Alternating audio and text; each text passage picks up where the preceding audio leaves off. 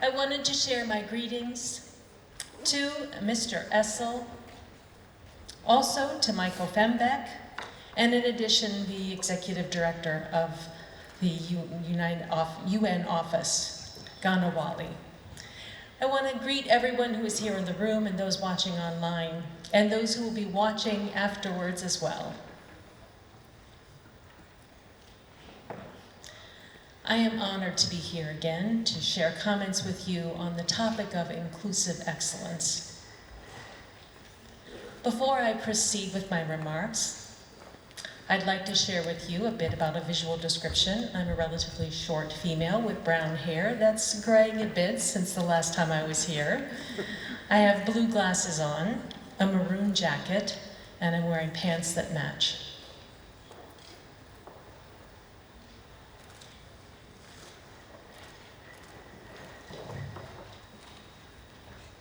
In my remarks today, I will be focusing on a promise that I began with around the importance of bilingual education. And this is a premise that holds true for deaf, hard of hearing, deaf-blind individuals, and truly every single person. Let me speak a bit about what bilingual education means. It is a visually centered, language-oriented education that is based on the use of a sign language as the primary language of instruction. The spoken or written language of the country is also taught and used primarily in printed form. Spoken languages within educational settings can be provided as an option, however not mandatory, dependent upon the child and family choices. So this method of instruction is so very important, and I'd like to share with you why that's the case. Sign language is a natural and primary mode of education for members of the deaf community, and it not only does it facilitate language access with one another, it goes far beyond that because sign language provides opportunities for social, cognitive, and cultural identities to be formed within individuals. And I'd like to start off with a clarification to make sure we all have a shared understanding of my use of the word deaf. It's not a word that we're afraid of. In fact, the word deaf for us actually means that you have some sort of hearing loss that's a 45 decibel loss or greater, and that includes people who refer to themselves as hard of hearing or deaf-blind. The term deaf, as I'll use it in my presentation today, is inclusive of all individuals who live with any form of hearing loss, whether you use sign language or don't use sign language.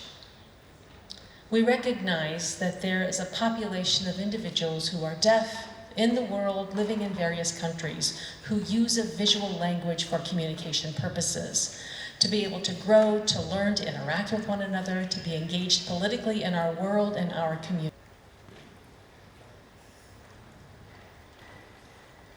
For us, we've seen far too many years of sign languages being marginalized, bit by bit, over the years, from educators, where more and more deaf and hard of hearing children are expected to be mainstreamed in spoken language environments, with accommodations being provided through interpreters or through captioning access. However, we know it's just not the same as you experience direct communication when someone is signing to you, teaching you in that way. And what we know about sign language is that education that is provided through an interpreted education results in children losing 30 to 40% of the content, sometimes as high as 50 to 60% of the content lost when it's instruction provided through interpretations and captions, simply as a result of errors that occur during the interpreting process. We have seen time and time again, when we provide direct instruction through the use of sign language, children thrive as a result. The human brain thrives, and we know that children who learn sign language, whether they're deaf or hearing, the brain actually, in fact, will grow and thrive in different ways than it otherwise would if they were raised monolingually as children. Research is there to verify this fact. We know that learning a visual language has a different impact on cognitive brain development, with great advantages and development gains in terms of math and music and many other skills that are enhanced as a result of people who learn a visual language.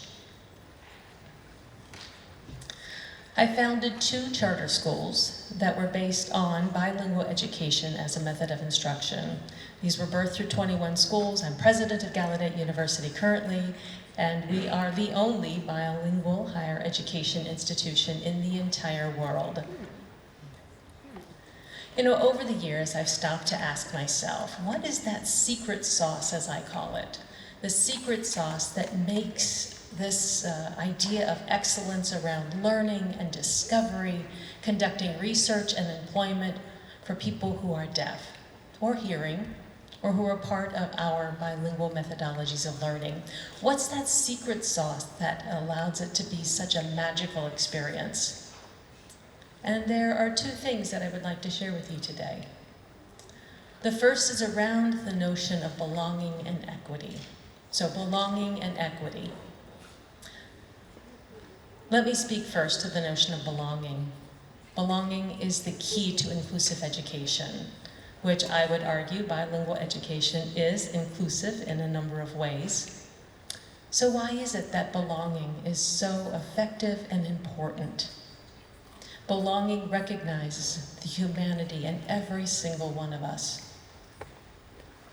And not only that, but belonging creates a setting where each one of us are able to negotiate individually to meet our needs. When you create that sense of belonging, there's an environment that's open to understand people are different from one another and willing to negotiate and accommodate one another's individual needs. Belonging is a catalyst. Because when you achieve belonging, you can have those critical, necessary conversations that are required in order for a person to be successful and thrive. We know and see through research that companies that offer and create opportunities to have inclusive workplaces and hire people with disabilities to their workforce, what we know about those companies is that their average revenue is 28% higher than other companies who don't have that diverse workforce, and 30% have greater profit margins as a result of their varied workforce, and have double the net income of their industry peers. And you can see those statistics on the slide here. These are astonishing numbers. This was the first study that was redone as requested of the Institute, as I understand, and more studies are to come as a result of this. We know and we can see that it makes a difference when you hire people with disabilities. And it makes a difference when we're able to produce people who are ready to be employed in these areas because of the numbers that you see here. And that's why inclusive education is so important for us to continue to work to advance this idea. So back to the topic here of belonging. Belonging inverts the value of people from coming from a deficit-oriented orientation to an advantage-oriented orientation.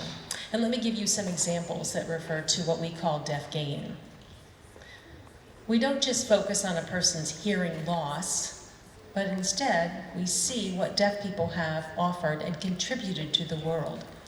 Being deaf is a way of being in the world, a way of being that creates gains and advantages. For example, we created texting 60 years ago with the machines we used back then. Some of you may think this is a relatively new experience, just invented 10, 15 years ago, but this is something we've been doing for 60 years.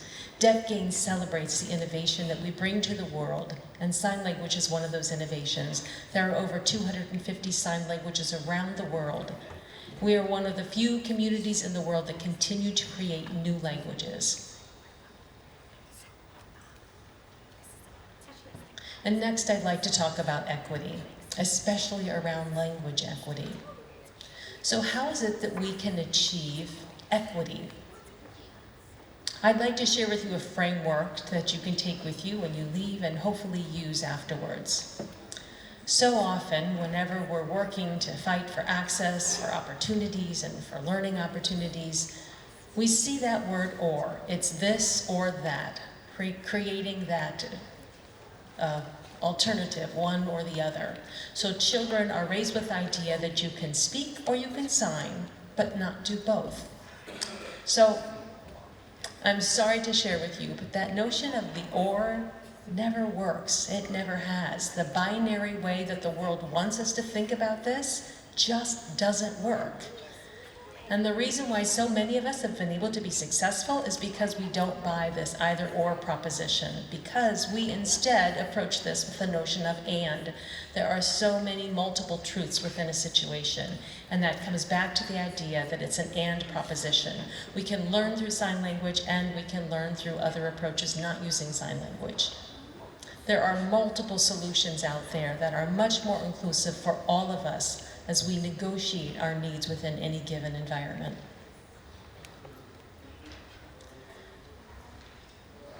So I'd like to pose an idea to you, this idea around the fact that sign language is something that's used by deaf people, the language of deaf people, and that sign language is a solution for the world.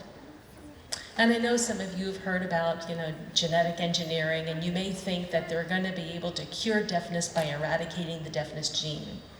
I don't believe that to be possible, because we know babies who are born deaf, they're going to be our best teachers in the world, because we need them more than ever. And here's why I say that. By 2050, 20% of the world population will be deaf. And if you're not already deaf in this room, if you already are, we weren't speaking to you, but if you're not deaf yet, by 2050, 20% of you will be. So imagine that statistic. The gift of sign language that we give or can give to all babies and children between the ages of birth and 3 means that language will be a part of the language center of a child's brain, neurologically speaking, and even if they don't use that sign language until the age of 65 and they suddenly are diagnosed with a hearing loss, they'll be able to tap back into that language center of the brain, because sign language will become natural again to you as a result of that earlier exposure. It's a fail-safe option, and that's why it's so important for us to provide all children between the ages of birth and 3 an exposure to a sign language.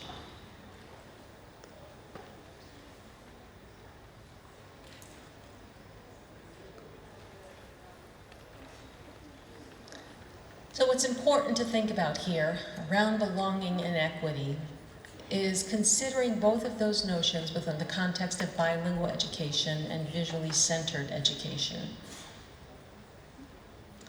This idea to create belonging and equity is grounded in human rights. And I want to wrap up with a lesson that I was taught by a woman who was deaf from Finland. She spoke to me as an American, and I should have mentioned in my earlier description that I'm American.